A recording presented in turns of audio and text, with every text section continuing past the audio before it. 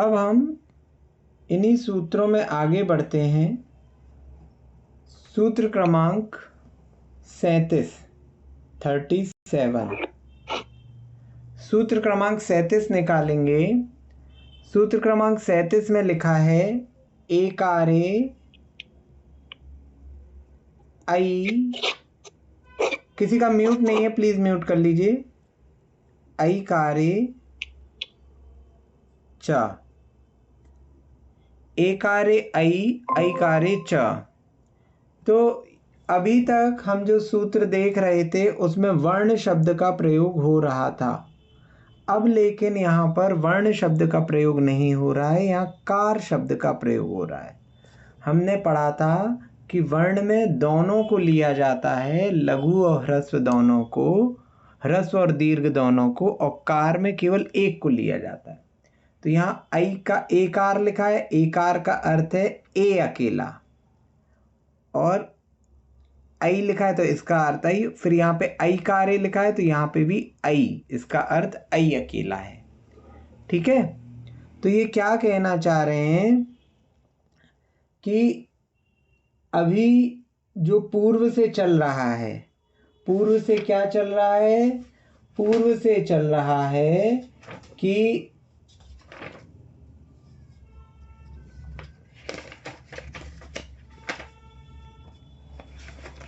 अवर्ण, अवर्ण इवर्णे ए, फिर अवर्ण उवर्णे ओ, अवर्ण रिवर्णे अर, ये चल रहा था। तो अवर्ण एकारे, तो अवर्ण पहले सूत्र से, पूर्व के सूत्रों से अवर्ण की अनुवृत्ति आएगी कि अवर्ण के बाद, अगर अवर्ण के बाद ए हो, ठीक है, अवर्ण से परे अगर ए होगा, ठीक, तो इसका क्या हो जाएगा, अवर्ण तो यार शायद नेटवर्क की समस्या है क्या कि मुझे ऐसे कैसे होना।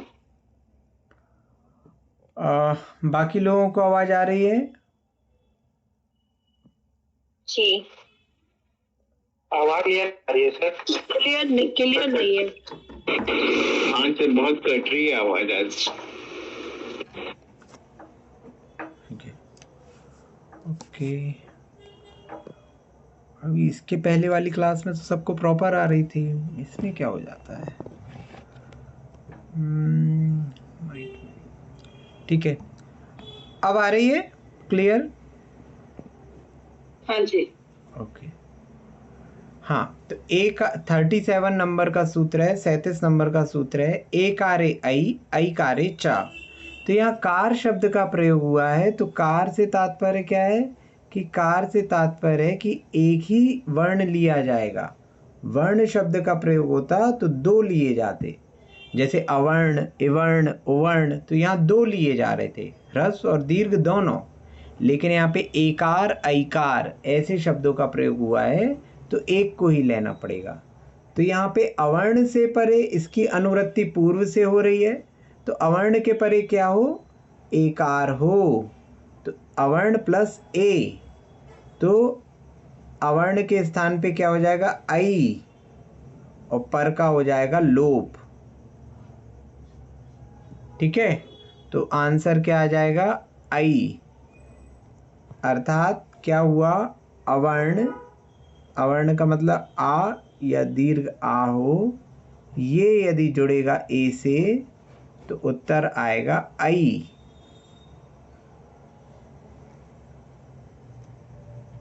ठीक है, अवर्ण में अगर ए जोड़ा जाएगा तो उत्तर आएगा आई।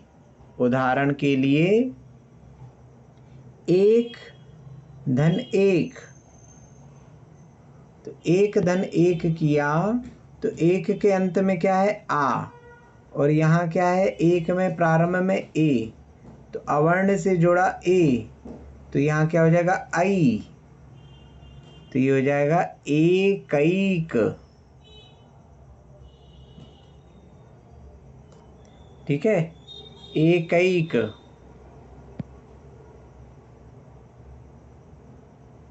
समझ में आया?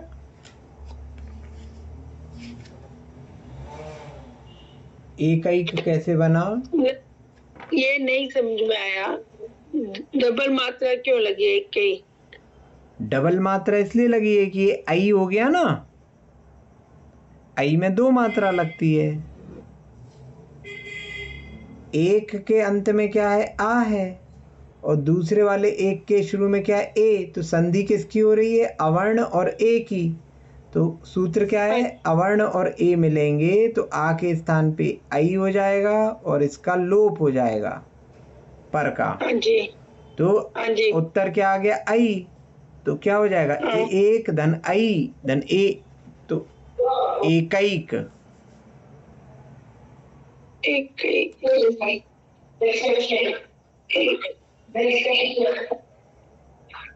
दूसरा एग्जाम्पल होगा तो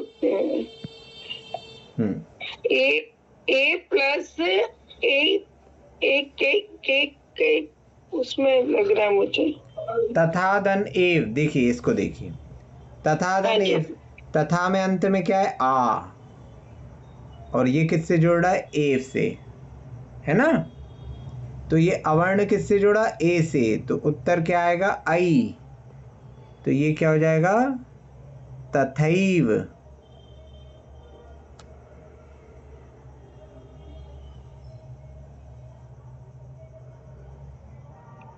ठीक है, समझ में आ रहा है?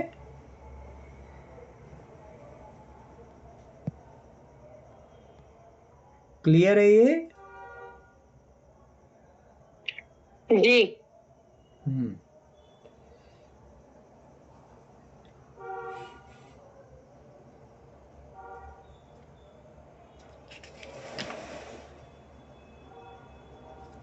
चा धन एकशः,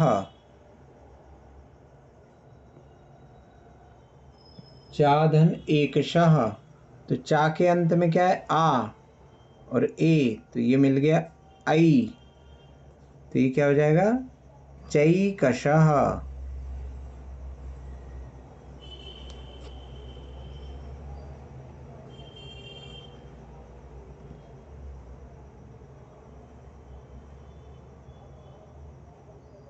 ठीक है, क्लियर है कि अवर्ण के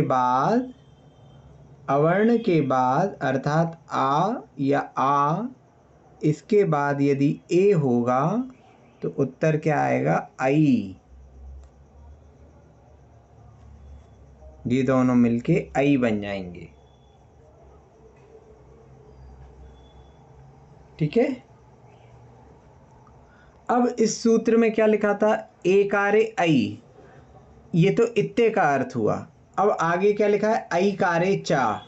तो आई कारे चा से तात्पर्य ये है कि ऐकार अगर होगा, अर्थात ये तो ए में ऐसा होगा, अगर आई भी होगा तो भी ऐसा ही होगा, अर्थात इसमें आई भी जोड़ देंगे तो भी आई रहेगा। आई कारे चा मतलब ऐकार में भी यही करना है। तो ये 2 सूत्र इसमें दे दिए 37 में कि अवर्ण के परे अगर ए हो तो आई होगा और आई हो तो भी आई होगा, दोनों केस में। ठीक है, तो ये याद रखेंगे कि ए हो चाहे आई हो, दोनों में, जैसे हम कहें वीर धन ऐश्वर्य,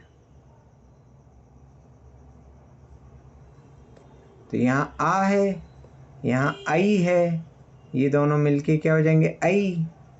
तो ये हो जाएगा वीरैश्वर्य।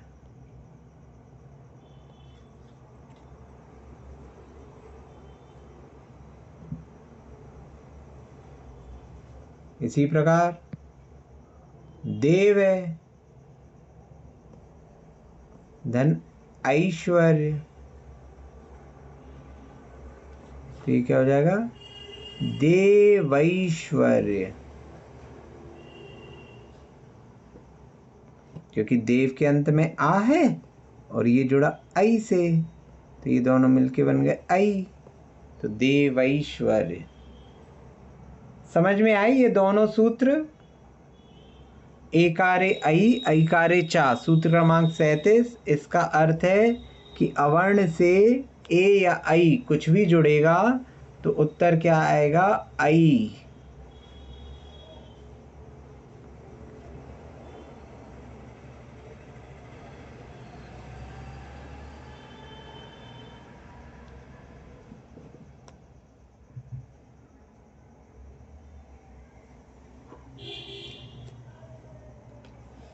पुस्तक में आपके साधन ऐंद्री वो सेंद्री लिखा हुआ, वहाँ आई की मात्रा लगा लेंगे, वो सैंद्री है। जो पुस्तक में उदाहरण में लिखा है तो वो सेंद्री लिखा हुआ है, वो सेंद्री नहीं है, वहाँ दो मात्रा है, सैंद्री है वो, उसको सुधार लेंगे।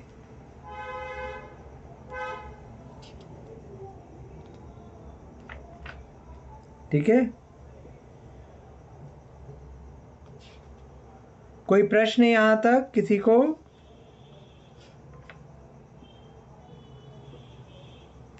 आगे चलें, आगे अब देखेंगे। हाँ बोलिए। एक मिनिट, संधि नाम किम अस्ति? वृद्धि संधि अस्ति वा?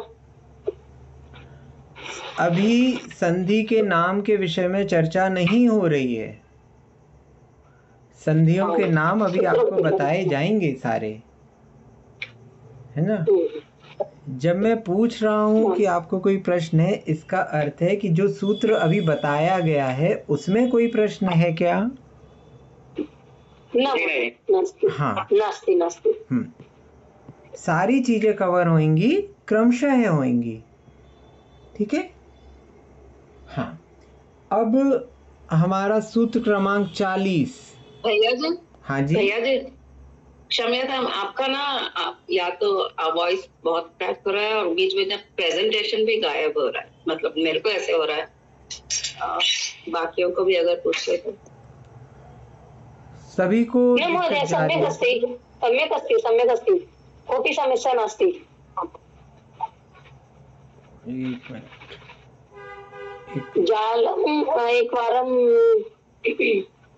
एक मिनट, मैं रिकनेक्ट करता हूँ, एक मिनट।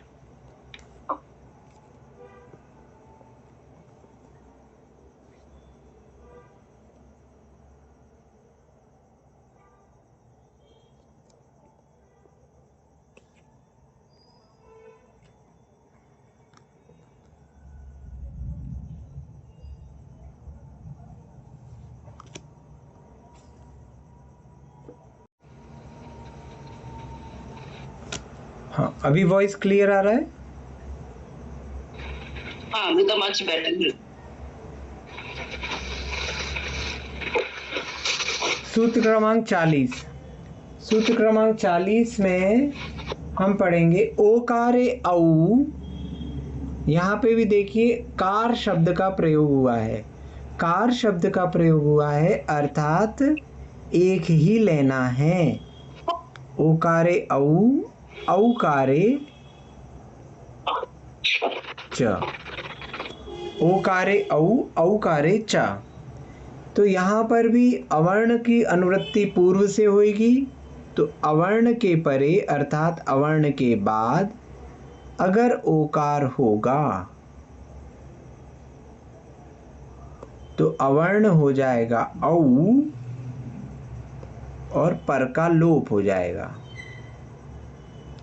तो इसका अर्थ क्या निकला कि अवर्ण के बाद अर्थात आ या आ, इसके बाद अगर ओ होगा तो इसका उत्तर आएगा औ।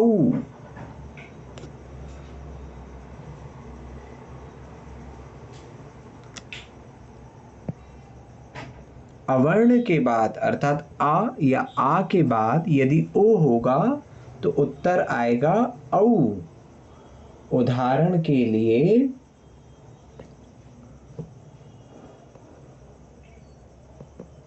महा धन नहीं,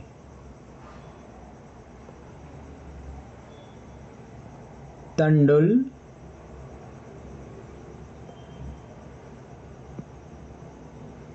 तंडुल धन ओदनम, ओदनम। तो तंडुल के अंत में क्या है? आ है, और ओदनम में क्या है? ओ है। तो आ और ओ, तो आ के स्थान पे औ और ओ का लोप, तो फाइनल आंसर क्या हो जाएगा? औ। तो ये क्या हो जाएगा? तंडुलौदनम,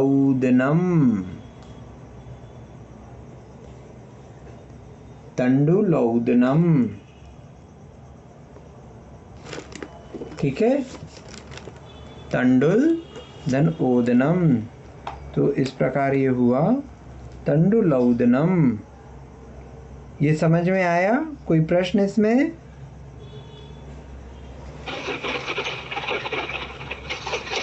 आ गया, समझ गया। आ गया, ठीक है। परा, एक और उदाहरण ले लेते हैं। परा धन ओखती, परा धन ओखती। तो यहाँ पे परा के अंत में आ और ये जुड़ा किससे? ओ से, तो ये मिलके हो जाएगा औ। तो ये दोनों क्या हो जाएंगे? परऊ खती, परऊ खती। ठीक है। अब यहां पर भी लिखा हुआ है ओकारे औ, औकारे चा। तो औकारे चा से क्या तात्पर्य है? औकारे चा से तात्पर्य ये है कि औ के केस में भी, औ में भी यही सूत्र लगेगा, अर्थात अवर्ण से परे अगर औ होगा तो भी यही प्रक्रिया होगी, इसका भी औ हो जाएगा। तो अवर्ण के परे चाहे ओ हो या औ हो, दोनों का उत्तर औ आएगा। ठीक है। तो यहाँ पर इस पे उदाहरण देख लेते हैं। महा धन औषधम,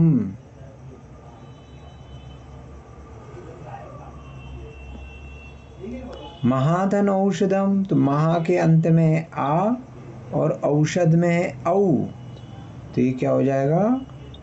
महौषधम। भैया जी कौन सा सूत्र चल रहे? सूत्र क्रमांक चल रहा है 40। 40। ठीक है, महौषधम। इसके पश्चात एक और ले लेते हैं। गंगा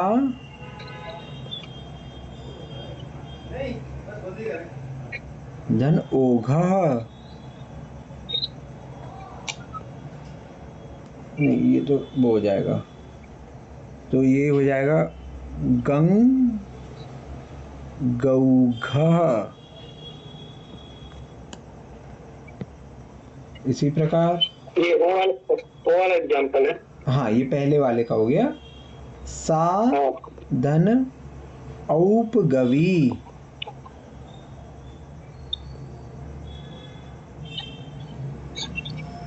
तो ये आ और औ, ये दोनों मिलके क्या हो गए? औ।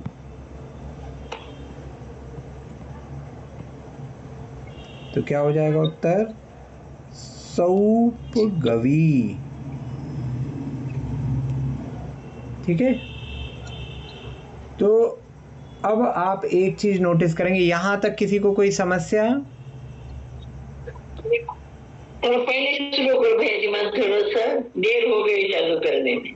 अब आप रिकॉर्डिंग देख लीजिएगा, है ना? ठीक है।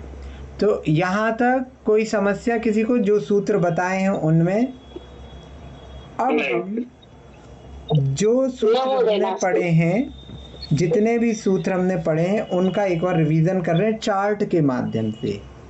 देखिए, हमने क्या पढ़ लिया?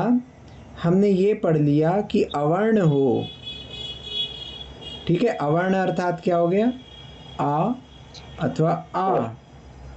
अवर्ण के बाद इसका योग होगा अगर अवर्ण से तो उत्तर क्या आएगा? दीर्घ आ। अगर अवर्ण का योग होगा इवर्ण से तो हमने पढ़ा उत्तर आएगा ए। अगर अवर्ण का योग होगा उवर्ण से तो हमने पढ़ा उत्तर आएगा ओ। अगर अवर्ण का योग होगा ऋवर्ण से तो उत्तर रहेगा अर।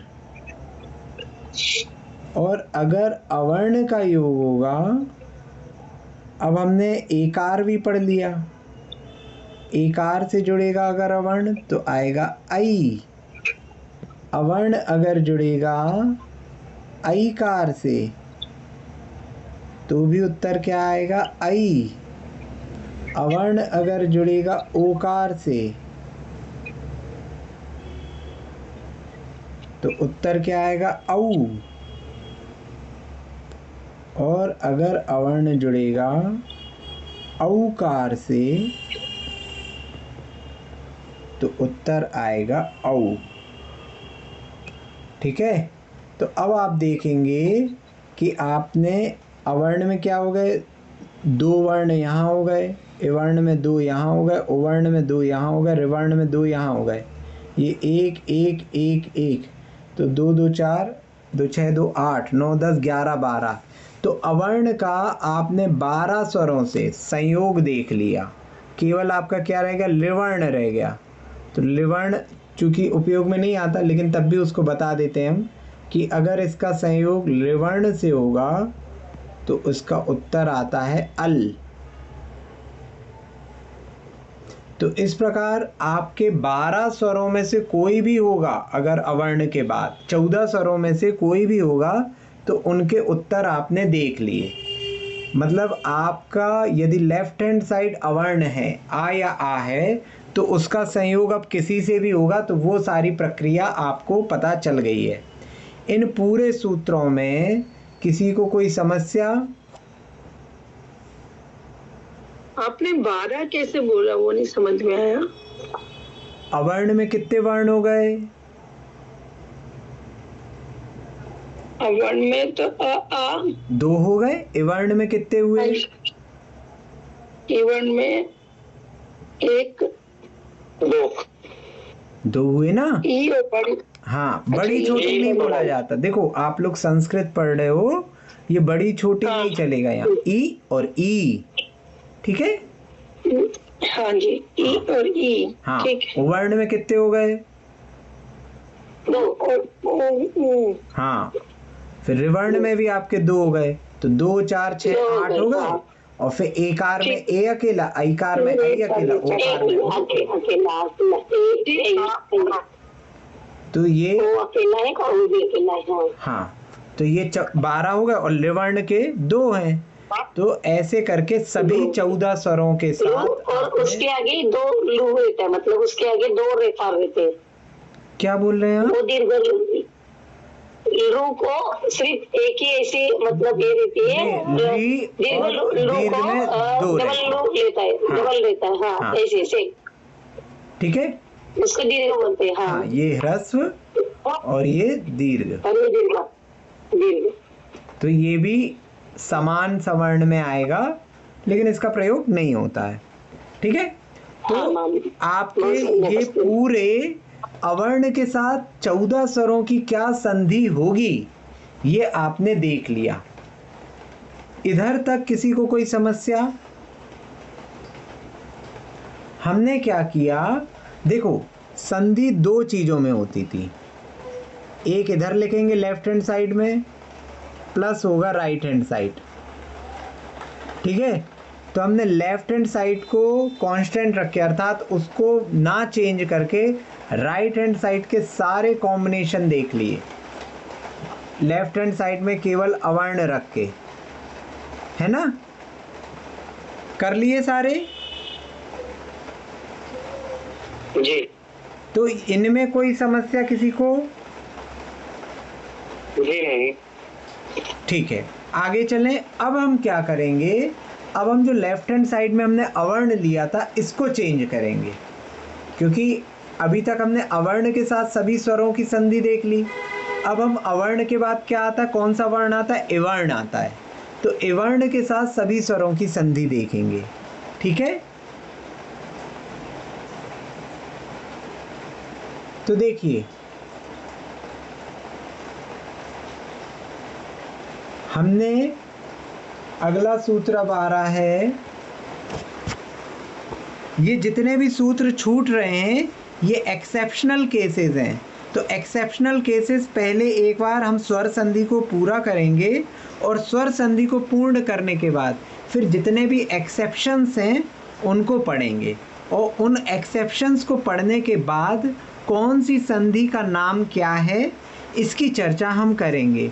क्योंकि अगर मैं पहले आपको बताऊंगा कि संधि का नाम ये है तो कन्फ्यूज़न उसमें बढ़ता है। ये जो भी सीक्वेंस मैंने चूज़ किया है, जिसको मैं फॉलो कर रहा हूँ, ये पूर्व में लोगों का मतलब मेरा स्वयं का पढ़ाने में जो अनुभव रहा उसके हिसाब से लिया है कि आप लोगों को कन्फ्यूज़न कम हो और कंसेप्ट ज़्यादा क्लियर हो। तो सीक्वेंस में थोड़ा सा आगे पीछे रहेगा, लेकिन एट लास्ट आपके सारे सूत्र कवर होंगे, सारी जानकारी कवर होगी। इसलिए उसमें थोड़ा विकल्प हो सकता है आप लोगों को हो कि ये छूट गया वो छूट गया, लेकिन हम सब चीज़ें कवर करेंगे। किसी को कोई विकल्प तो नहीं?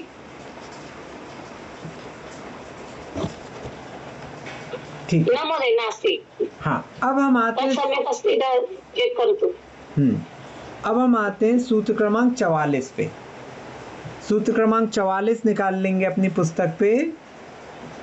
वहां क्या लिखा हुआ है, एवर्णो यम सवर्णे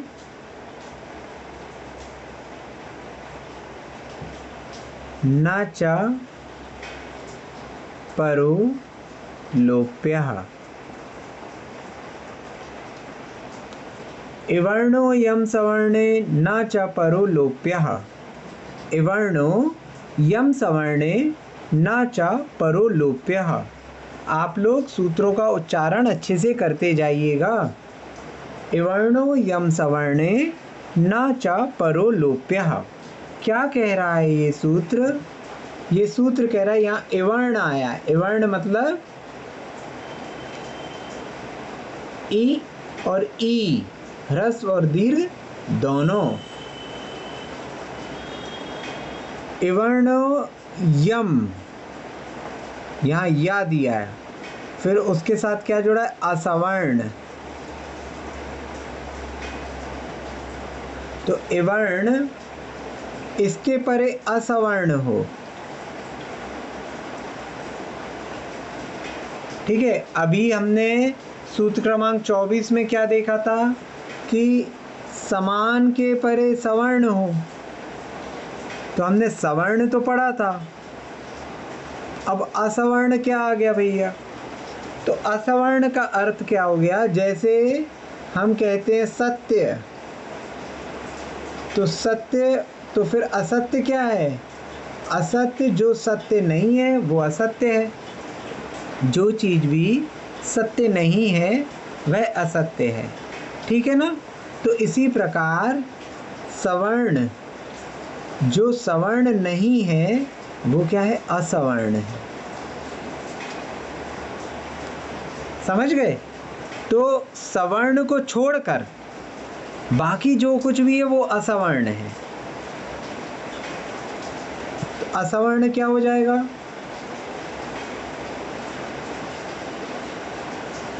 असवर्ण का अर्थ हो गया कि जो आपके 14 स्वर हैं उन 14 स्वर में से 2 सवर्ण घटा दो, तो कितने बचेंगे? बाकी के जो 12 स्वर हैं वो असवर्ण हो गए। किसके? यदि ई का असवर्ण देखना है तो यहाँ से ई और ई घटा दो। यदि ऊ का असवर्ण देखना है तो यहाँ से ऊ और ऊ हटा दो। मतलब जिसका भी असवर्ण निकाल रहे हैं तो 14 स्वरों में से उसके सवर्ण को माइनस कर दो, तो जो बचे हुए 12 स्वर हैं वो असवर्ण कहला जाएंगे। तो एवर्ण के केस में असवर्ण क्या होगा?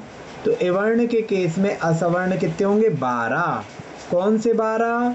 तो 14 स्वर में से जो एवर्ण है, एवर्ण के सवर्ण क्या है? ई और ई इसको माइनस कर दिया, तो बाकी जो 12 स्वर बचे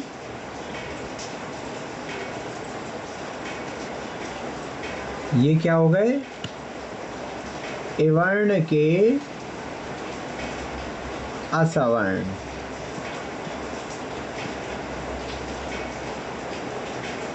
समझ में आया ये असवर्ण क्या हुआ? हाँ मैम। कोई प्रश्न किसी को? थोड़ा सा नॉइस आ रहा होगा मेरे ख्याल से बारिश के कारण।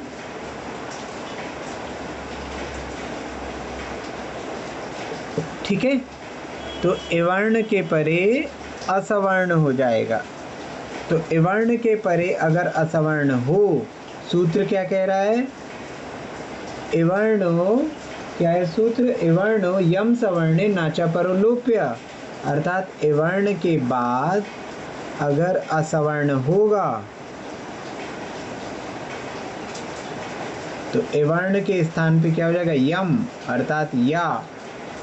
ठीक है, तो इवर्ण के स्थान पे या ये हलंत के साथ या अकेले होगा, और असवर्ण नाचा परोलोप्य, नाचा परोलोप्य अर्थात ना, पहले हम कह रहे थे परोलोप्य है ना, परश्चलोपम कह रहे थे कि पर का लोप होता है, यहाँ पे क्या कह रहे हैं? ना, तो लोप नहीं होगा, अर्थात असवर्ण एज इट इज रहेगा, केवल इवर्ण का या हो जाएगा। उदाहरण देखते हैं तो थोड़ा अच्छे से समझ में आएगा। उदाहरण है, यहाँ पे क्या कह रहे हैं? इवर्ण में अगर असवर्ण जोड़ा तो उत्तर आएगा इवर्ण के स्थान पे या, और असवर्ण एज इट इज रहेगा। यहाँ जो होगा वो एज इट इज यहाँ आएगा और इवर्ण के स्थान पे या हो जाएगा। ठीक है, तो जैसे यदि धन अपि, तो यदि में अंत में क्या है? ई है ना, यदि मतलब क्या हो गया? यद धन ई, यद धन ई होगा यदि, और यहाँ क्या लिखा है? अपि, तो ये इवर्ण है, इवर्ण के बाद क्या है? आ है, तो इवर्ण का आ क्या हो गया? असवर्ण हो गया, असवर्ण है, तो ई के स्थान पे क्या हो जाएगा? या, ई के स्थान पे हो गया या, तो ये क्या हो गया? यद धन या धन अपि एज इट इज रहेगा, क्योंकि पर का लोप नहीं हो रहा, तो ये क्या हो गया? यद्यपि, ये या आ से जुड़ गया, यद्यपि।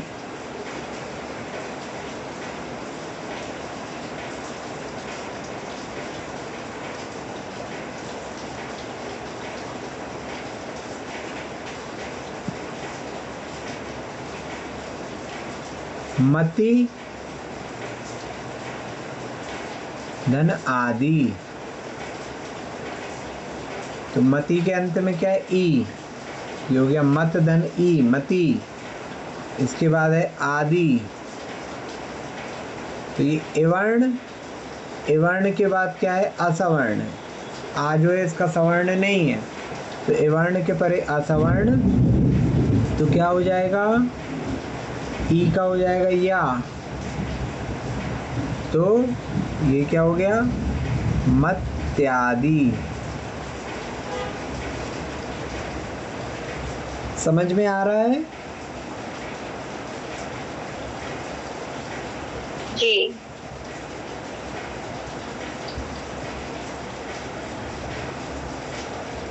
नदी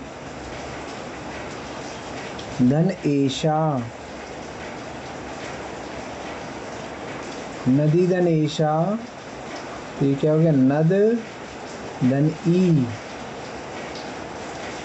धन एषा, तो ई और ए, तो ये असवर्ण है इवर्ण के परे, तो ई का हो गया या, तो ये क्या हो जाएगा? नद्येषा।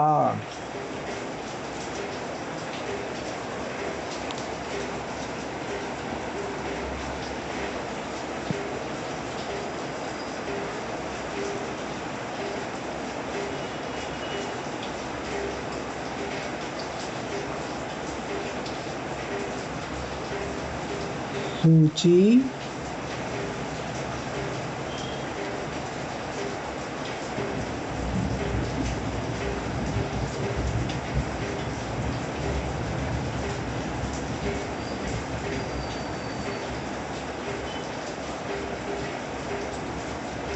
धन अंक, ये क्या हो गया, सूच धन ई धन अंक, ये क्या हो गया, ई का होगा या, सूच्यंक।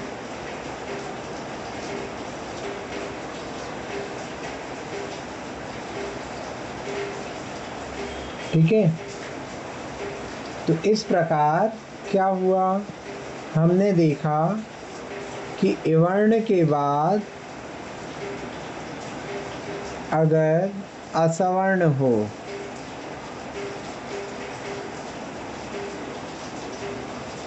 तो क्या हो जाएगा, इवर्ण का या और असवर्ण वैसा ही जुड़ेगा।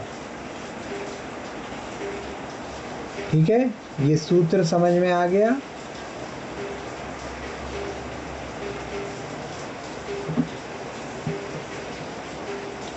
इवर्ण के स्थान पे या आ जाएगा।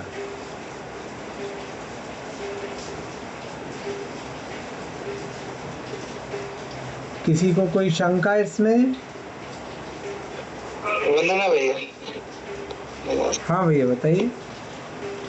ये अपन जो मूल प्लस अंक लिखते हैं तो उसका छोटा सा बड़ा कैसे हो, मूल्यांक बोलते हैं ना जब अपन मूल प्लस अंक। हाँ, मूल्य धन अंक होता है वो। तो मूल्य के अंत में क्या है, आ, और ये है आ, तो समान सवर्ण दीर्घी भवती, तो मूल्यांक। सूच्यांक, इसलिए अपन ने सूच्यांक, तो सूच्यांक थोड़ी बोलते, सूच्यांक बोलते हैं। सूच्यांक जो है वो आपका अलग शब्द है। ये सूच्यांक आपका अलग शब्द है। जो सूच्यांक आप पैरामीटर में यूज करते हो ना, स्केल वगैरह में, वो अलग उत्पत्ति होती है उसकी, वो ये नहीं है। अच्छा, ठीक है।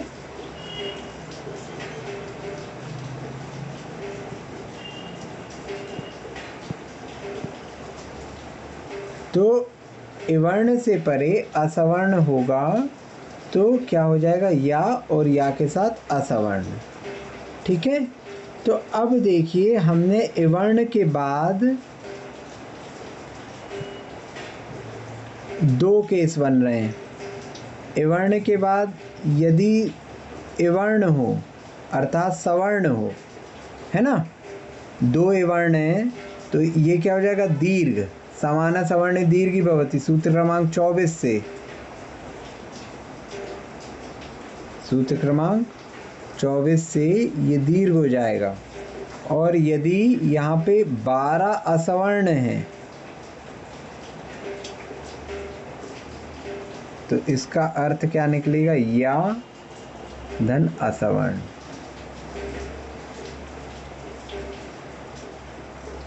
अर्थात इवर्ण लेफ्ट हैंड साइड पे इवर्ण है,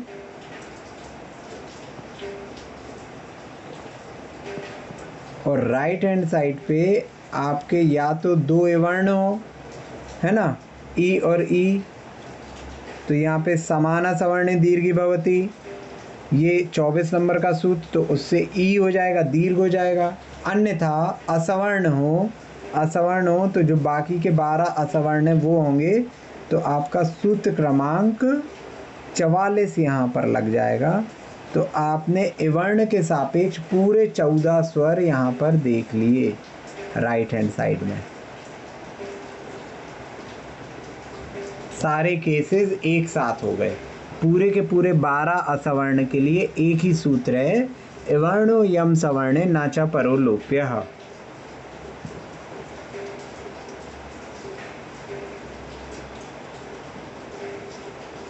ठीक है,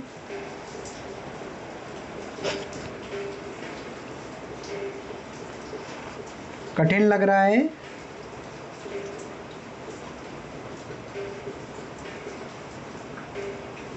नहीं भैया। नहीं नहीं नहीं। ठीक है, क्लियर है? ओके, तो हमारा आज कहाँ तक हो गया? सूत्र क्रमांक 44 तक हो गया। ठीक है, अब भैया जी एक मिनट, इसमें 12 असवर्ण लिया आपने। हाँ हाँ बताइए। ये मतलब ई के बाद जैसे ए आएगा, एकार या ऐकार, हाँ, तो कुल सवर्ण तो असवर्ण की परिभाषा क्या बताई थी? असवर्ण अर्थात जो सवर्ण नहीं है वो असवर्ण। समान में से जो सवर्ण नहीं है वो असवर्ण नहीं, जो भी स्वर सवर्ण नहीं है वो असवर्ण है ना। तो 14 में से माइनस करेंगे। ठीक है, समझ गए। ठीक, जैसे ऊ आएगा तो हाँ। में फिर बाकी के ऊ को 2 को हटा के बाकी करेंगे। हाँ, यदि ऊ के सापेक्ष बात कर रही हैं आप, वर्ण के सापेक्ष बात कर रही हैं, तो दोनों ऊ और ऊ, ह्रस्व और दीर्घ दोनों को हटा के जो बाकी के 12 बचे वो इसी प्रकार, हाँ इसी प्रकार आप इवर्ण हो गया, वर्ण हो गया, रिवर्ण में करेंगे। रिवर्ण का असवर्ण क्या हो जाएगा? री और री दोनों ह्रस्व और दीर्घ को हटा के जो बाकी के 12 बचेंगे वो। जैसे सवर्ण किसके सापेक्ष था कि इवर्ण का सापेक्ष सवर्ण ई का सवर्ण क्या हो रहा था? ई ही होगा। तो किसका सवर्ण देखना है उस पे डिपेंड कर रहा था। ऐसे ही असवर्ण किसका देखना है उस पे निर्भर करेगा। ठीक है जी। हाँ, और कोई प्रश्न किसी का? ठीक है, तो यहाँ पर पूर्ण करें आज का।